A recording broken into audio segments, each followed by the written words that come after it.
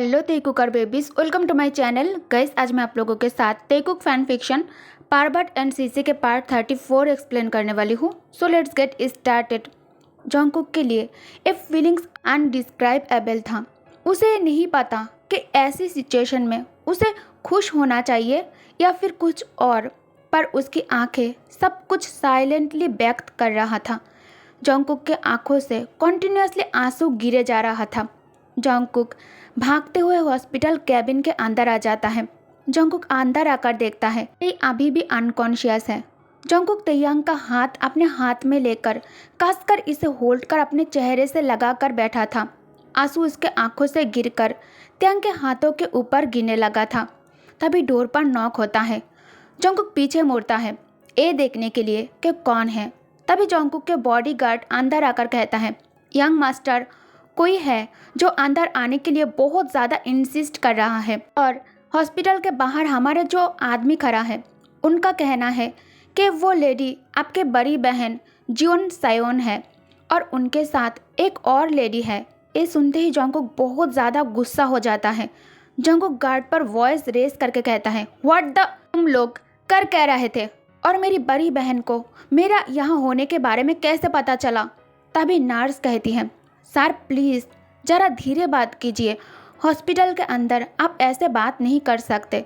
Jungkook nurse के हाथ में अपना वॉलेट देकर तैयांग का ख्याल रखने के लिए कहकर अपने गार्ड के साथ थोड़ी टाइम के लिए हॉस्पिटल रूम से बाहर आ जाते हैं। जंगकुक नहीं चाहता कि सायोन को उसके और तैयांग के बारे में अभी कुछ भी पता चले। जंगकुक को डर है कि अगर सायोन और मिस्टर जियोन को इस बारे में कुछ भी पता चला तो तैयांग के लिए वो लोग प्रॉब्लम बन सकता है। जंगकुक बाहर आकर देखता है सायोन वाइन के साथ हॉस्पिटल के बाहर कार में बैठकर उसके लिए इंतज़ार कर रही थी। जैसे ही सायोन अपने भाई को देखती है, सायोन वाइन को कार से बाहर जाने के लिए इशारा करती है। वाइन कार से बाहर आकर सीधा जंगकुक को आकर हक कर लेती है। जंगकुक तुरंत उसे अपने आप से धक्का देकर उसे दूर हटाकर उस पर गुस्सा होते हुए और उस पर आइस रोल करते हुए कहता है, वायन, एक किस टाइप के बिहेवियर है? तुम यहाँ क्या लेने आई हो? वायन कहती है, जंगकुक, आई नो अभी तुम्हें बहुत ज़्यादा गुस्सा आ रहा होगा और तुम्हें गुस्सा होना भी चाहिए। जंगकुक कहता है, व्हाट्स द पॉइंट? तुम यहाँ क्या करने आई हो? सीधा पॉइंट पर आओ। वायन कहती है, जंगकुक, हम दोनों के रिलेशन को एक और मौका देने के बारे में बात करने के लिए आई हूँ।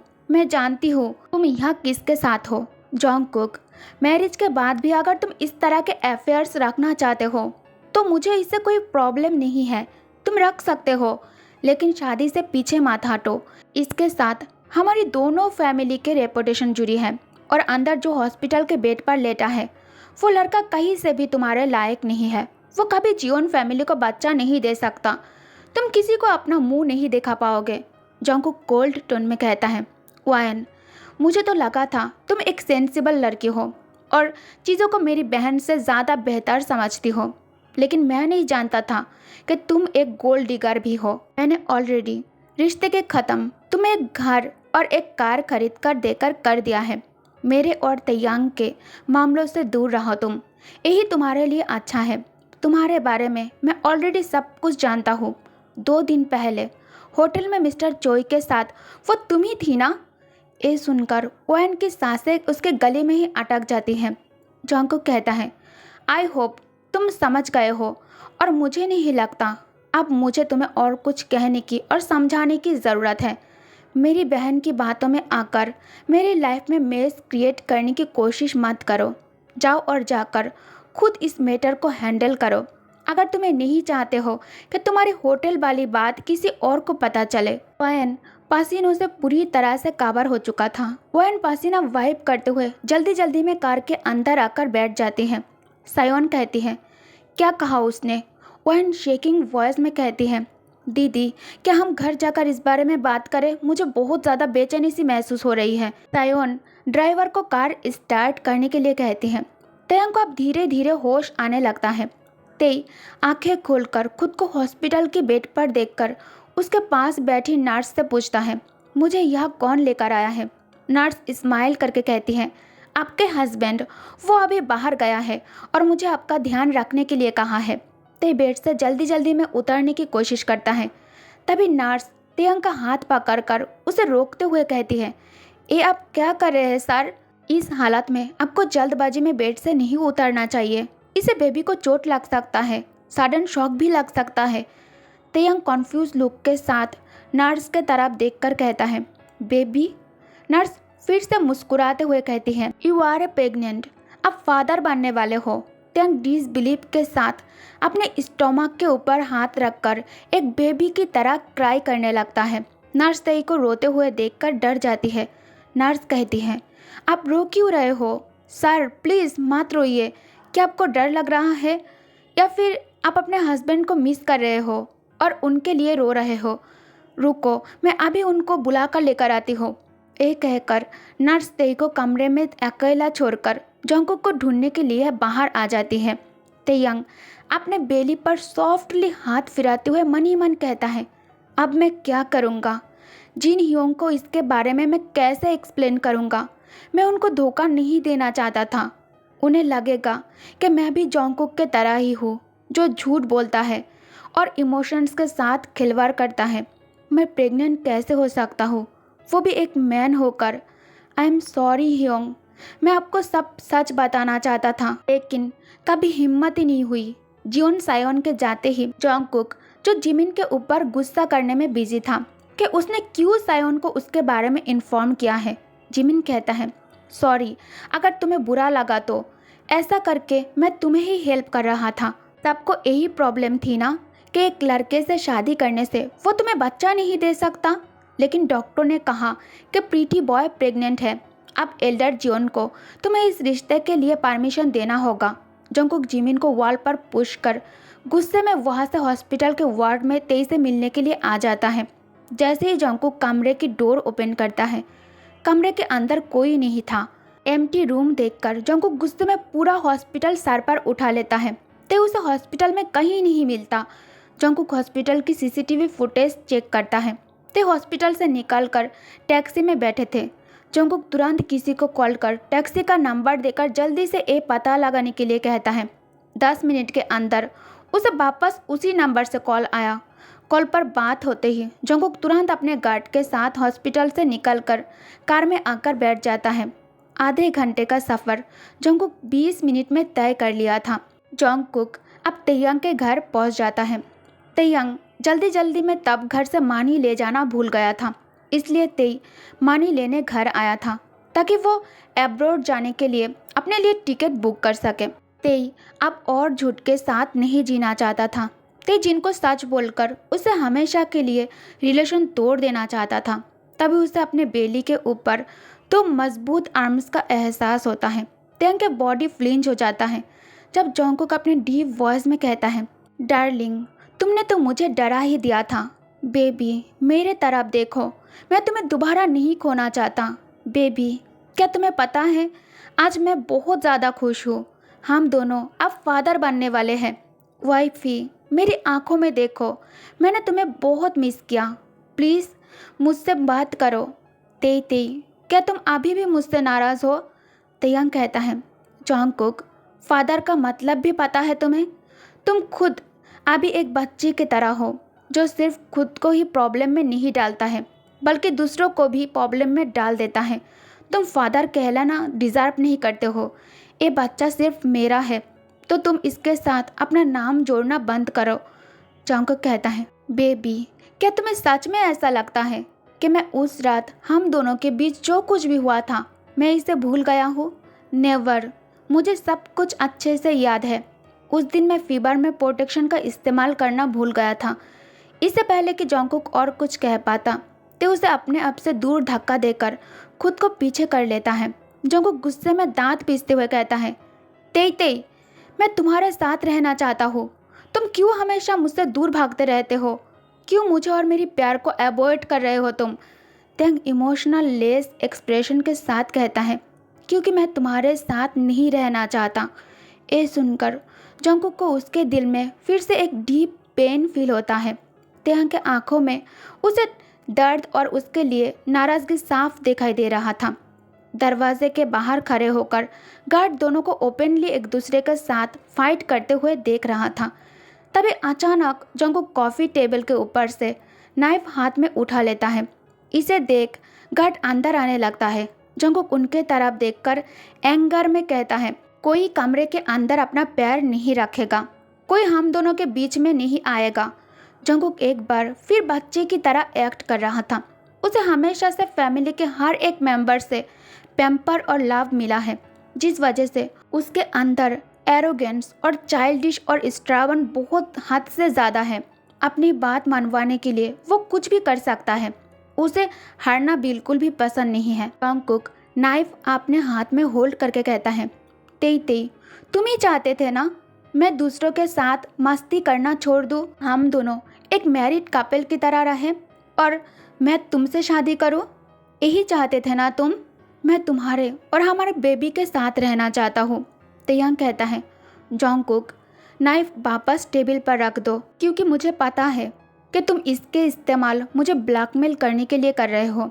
मैं अब और सहन नहीं कर सकता। ये जैसे ही अपना वर्ड कंप्लीट करता है उसे एक चीख सुनाई देता है। तभी गार्ड चिल्लाकर कहता है, boy hurry up, protect young master. बाकी के लोग भागते हुए कमरे के अंदर आ जाता है। ब्लैक कपड़ों में जंगकुक के जो गार्ड बाहर खड़े होकर उसके लिए इंतजार कर रहा था, सब अंदर आकर जंगकुक को घेर लेता है। ते उनके वजह से कुछ भी देख नहीं पा रहा था कि असल में क्या हुआ है। तेयंग स्लोली वॉक कर गार्ड को पीछे हटाकर सामने आकर देखता है जंगकुक को, जो ग्राउंड पर लेटा हुआ था। उसके माथे पर पसीना था और उसके कमर से ब्लड निकल रहे थे। जैसे ही ते जंगकुक को इस हालत में ग्राउंड पर पड़े रहते हुए देखा, तेयांग के मन में बुरी ख्याल आने लगता है। उसके दिल धड़कना बंद कर देता है। उसके पैरों में उसे अभी कोई भी जान महसूस नहीं हो रहा था। तेयांग को अचानक बहुत ही वीक लगने लगता है। ते जमीन पर नी डाउन होकर बैठ जाता है। गार्ड चिल्लाकर कहता है, कार निकालो, जल्दी से यंग मास्टर को हॉस्पिटल लेकर जाना होगा। ते को अभी अपने आंखों के सामने ब्लैक डॉट के सिवाय और कुछ भी दिखाई नहीं दे रहा था और उसके हैंड जंगकुक के बॉडी के ऊपर इस तरह से था जैसे जंगकुक उसके लैप पर लेटकर रेस्ट कर रहा हो। गार्ड जंगकुक को ले जाने लगता है। तेयांग को ऐसा महसूस हो रहा था जैसे दर्द उसके शरीर में फैल चुका हो। अनस्पीकेबल फेयर से तेयांग के बॉडी पूरी तरह से काँप रहा था। तेयांग अपना एक हाथ अपने एब्डोमेन पर रखकर फ्रीज होकर जमीन पर ही बैठा था। आंसू उसके इजाज़त के बिना ही तुरंत बहने लगती है। तेयांग के अंदर इस वक्त खड़े होने का भी स्ट्रेंथ नहीं बची थी। जंगकुक के गार्ड में से एक तेयांग के आर्म्स होल्ड कर उसे जमीन से खड़े होने में मदद करता है। तेयांग को इस वक्त उसका लेग्स जमीन पर कॉटन जैसा फील होता है। गार्ड उसे सहारा देकर बाहर तक लेकर आता है। इस वक्त तेयांग के आंखों में होल वर्ल्ड डिम्ड और कलर लेस लगता है। आसपास इतने सारे लोग चल रहे थे, चिल्ला रहे थे, बात कर रहे थे, पर ते को कुछ भी सुनाई और दिखाई नहीं दे रहा था। तेयांग के आंखों के सामने से जंगकुक के ब्लड और उसका चेहरा जा ही नहीं रहा था। क्या जंगकुक उसे छोड़कर चला जाएगा? कार के अंदर बैठते ही ते को सफोकेटिंग महसूस होता है। जंगकुक उसके लैप पर लेटा हुआ था। तेयांग के दोनों हाथ उसके खून से लाल हो चुका था। ते फेयर से जंगकुक के हाथ कसकर होल्ड कर लेता है। तभी अचानक जंगकुक के वॉइस सुनाई देता है, जिसे सुनकर ते को ऐसा लगा कि कोई बहुत दूर से उसके नाम लेकर उसे बुला रहा है। जंगकुक धीरे से कहता है, तेई तेई। तेयांग तुरंत जंगकुक के पेल फेस के तरफ देखता है। जंगकुक इस वक्त अपने चेहरे पर एक स्माइल लेकर कहता है, गिव मी अ किस। ये कहकर जंगकुक तेयांग के नेक के पीछे हाथ रखकर अपने करीब खींचते हुए कहता है, गिव मी अ किस, come on baby, in case I can't किस एनी मोर, गिव मी अ किस तेई तेई, राइट नाउ। जंगकुक के शब्द बार बार बीच में ही टूट रहा था। जंगकुक इस वक्त सब कुछ ब्लर देख रहा था। जंगकुक फेंटली कहता है, कम ऑन डार्लिंग, हो सकता है मैं वापस ना आऊँ। तेयांग के दिल अब इस दर्द को और बर्दाश्त नहीं कर पा रहा था और वो जोर से रोने लगता है। ते स्लोली जंगकुक के ओर झुकता है। This is really not a beautiful किस। तेयांग के हार्ट में पेन हो रहा था। ते रोते हुए अपने लिप्स जंगकुक के लिप्स पर जोड़कर उसे किस करता है। जंगकुक के लिप्स बिल्कुल भी सिंक में नहीं था। फिर भी तेयांग के लिप्स जैसे ही उसके लिप्स से टच हुआ, उसे अपने दिल में राहत महसूस होता है। तेंग उसे बाहों में होल्ड कर रोते हुए कहता है, Jungkook, you don't die, you don't die Jungkook. Car hospital आने से पहले ही जॉन्गकुक तेयांग के आर्म्स में बेहोश हो जाता है। तेई अब और ज़्यादा पागल हो जाता है। ते ड्राइवर से कार फास्ट चलाने के लिए कहता है। हॉस्पिटल पहुंचते ही जॉन्गकुक को ऑपरेटिंग रूम के अंदर ले जाया जाता है। कुछ देर बाद जॉन्गकुक के बहन भी हॉस्पिटल पहुंच जाती है। तेयांग को देखकर तायोन गुस्से में कहती है, अगर मेरे भाई को कुछ भी हुआ तो मैं तुम्हें नहीं छोड़ूंगी। सयोन बुरी तरह कमरे के बाहर खड़े होकर रो रही थी। तेंग वॉल का सहारा लेकर ऑपरेटिंग रूम के बाहर खड़ा हो जाता है। तेई स्ट्रेस के कारण अनकॉन्शियस हो जाता है। जल्दी से बॉडीगार्ड ते को हॉस्पिटल बेड पर लेटा देता है। डॉक्टर उसे चेक कर इंजेक्ट करने के बाद कमरे से बाहर चला जाता है। आधे घंटे के बाद ते को होश आता है। ते आंखें खोलकर देखता है जॉन्गकुक के बॉडीगार्ड उसके पास कुर्सी पर बैठकर मोबाइल फ़ोन में गेम खेल रहा है। बॉडीगार्ड ते को होश में आते देखकर उसके तरफ लीन होकर पूछता है, मिस्टर किम, आप उठ गए? क्या आपको कुछ चाहिए? ते बिना कुछ कहे जल्दी जल्दी में बेड से उतरकर जाने लगता है, पर वो चल नहीं पा रहा था। गार्ड बहुत ज़्यादा डर जाता है। उसे इस हालत में देखकर गार्ड भी तेयांग के पीछे जाने लगता है। तेंग रुककर गार्ड के आर्म्स टाइटली होल्ड कर जेंटल टोन में पूछता है, जॉन्गकुक, जॉन्गकुक कहाँ है? बॉडीगार्ड ते को शांत होने के लिए कहता है, पर ते बहुत ज़्यादा पैनिक कर रहा था। गार्ड ते को काम डाउन करने के बाद कहता है, यंग मास्टर बिल्कुल ठीक है। हायर अथॉरिटी से डॉक्टर आया है और अभी डॉक्टर यंग मास्टर को ऑब्जर्व कर रहा है। तेंग के आंखें शोर हो चुका था और उसके शरीर काँप रहे थे। उसे इस वक्त अपने बॉडी में बिल्कुल भी स्ट्रेंथ महसूस ही नहीं हो रहा था।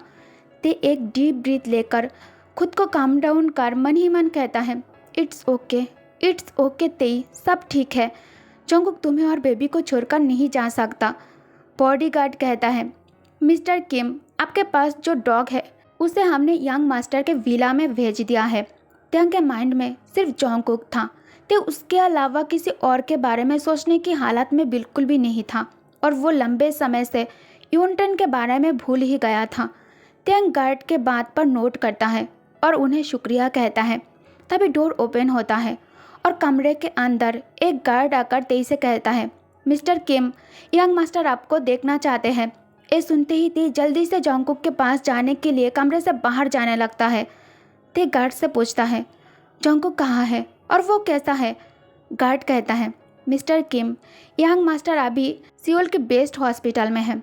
जनरल नहीं चाहते थे कि यंग मास्टर यहाँ अपना ट्रीटमेंट करवाए, इसलिए उन्हें हमें शिफ्ट करना पड़ा। तब आप होश में नहीं थे, इसलिए हम आपको इन्फॉर्म नहीं कर पाए। ये कहकर गार्ड ते के लिए कार की डोर ओपन करता है। हॉस्पिटल पहुंचने के बाद तेंग जैसे ही कमरे में एंटर करता है, ते देखता है जॉन्गकुक को जो बेड पर बैठा था और सर्वेंट उसके लिए एप्पल कट कर रहा था। तेयांग जॉन्गकुक को देखकर राहत का सांस लेता है। ते इस वक्त जॉन्गकुक को गले लगाकर फूट फूट कर रोना चाहता था, पर वो बेबी के बारे में सोचकर और जॉन्गकुक के फैमिली के बारे में सोचकर खुद को ऐसा करने से रोक लेता है। जॉन्गकुक ते को देखकर स्माइल करता है जैसे कुछ हुआ ही ना हो।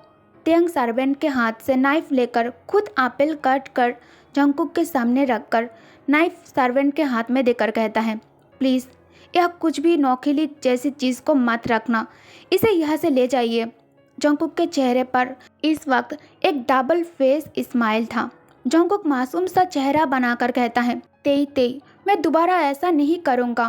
बेबी, तुम दूर क्यों बैठे हो? या मेरे पास आकर बैठो। I miss your smell and I need your hug. Tae कहता है, मैं वॉशरूम होकर आता हूँ। डोंट। ए कहकर जॉन्गकुक इमीडिएटली तेयांग का हाथ पकड़ लेता है और उसे खींचते हुए अपने पास लाकर कहता है, बेबी डोंट गो, तुम बस यहाँ मेरे पास बैठो। You are my wifey. तुम्हें किसी और को सुनने की परमिशन बिल्कुल भी नहीं है, तुम बस मेरी बात सुनोगे। डार्लिंग, मैंने तुम्हें बहुत मिस किया। मैं तुम्हारे मुँह से अपने लिए कुछ अच्छा सुनना चाहता हूँ। तेयांग कहता है, ओके, तुम रिलैक्स हो जाओ। I am go to the bathroom, उसके बाद मैं तुमसे बात करूँगा। अब जॉन्गकुक के पास कहने के लिए और ते को रोकने के लिए कुछ भी नहीं था। ना चाहते हुए भी जॉन्गकुक ते को अपने आप से दूर जाने देता है। जॉन्गकुक को हॉस्पिटल में कुछ दिन हो जाता है। अब वो धीरे धीरे रिकवर होने लगा था। ते उसका एक बच्चे की तरह देखभाल कर रहा था। ते प्रेग्नेंट है, ये वो इन दिनों में भूल ही गया था। उसके लिए जॉन्गकुक अभी उसका बच्चा बन गया था। उसे टॉयलेट जाने में हेल्प करना, उसे खाना खिलाना और शावर में हेल्प करना, ये सब कुछ ते कर रहा था। जॉन्गकुक जो ये सब कुछ बहुत ज़्यादा इंजॉय कर रहा था और उसे बहुत ज़्यादा अच्छा लग रहा था कि ते अभी उसके पास है। जॉन्गकुक हॉस्पिटल बेड पर बैठकर गेम खेल रहा था। तभी जिमिन कमरे के अंदर आकर कहता है, जॉन्गकुक तुमने हम सबको डरा दिया था, तुमने ऐसा क्यों किया अपने साथ, अगर कुछ हो जाता तो? जॉन्गकुक स्माइल करके कहता है, ऐसा होने का कोई चांस ही नहीं था। मैंने बहुत ही स्किलफुली नाइफ अपने वेस्ट पर स्टैब किया था ताकि इससे मेरी इंटरनल ऑर्गन को कोई भी नुकसान ना पहुँचे और तुम्हें कुछ भी नहीं पता। My wife is too good, I love him. Jungkook notice करता है ते को वॉशरूम गए हुए बहुत ज़्यादा टाइम हो गया है। जॉन्गकुक अब डेस्परेट होने लगता है। ओके गाइस, तो इस पार्ट को मैं यही एंड करती हूँ। आई होप कि आप लोग स्टोरी बहुत ज़्यादा एंजॉय कर रही हो और जॉन्गकुक के पागलपन भी। पता नहीं तियंग के प्यार में और पॉजिटिव होकर जॉन्गकुक और क्या पागलपन करेगा। मिलते हैं बहुत जल्द नेक्स्ट एपिसोड के साथ। Thanks for watching, good night, take care, bye bye. मैं ऑल तेकुकर बेबीज लव यू।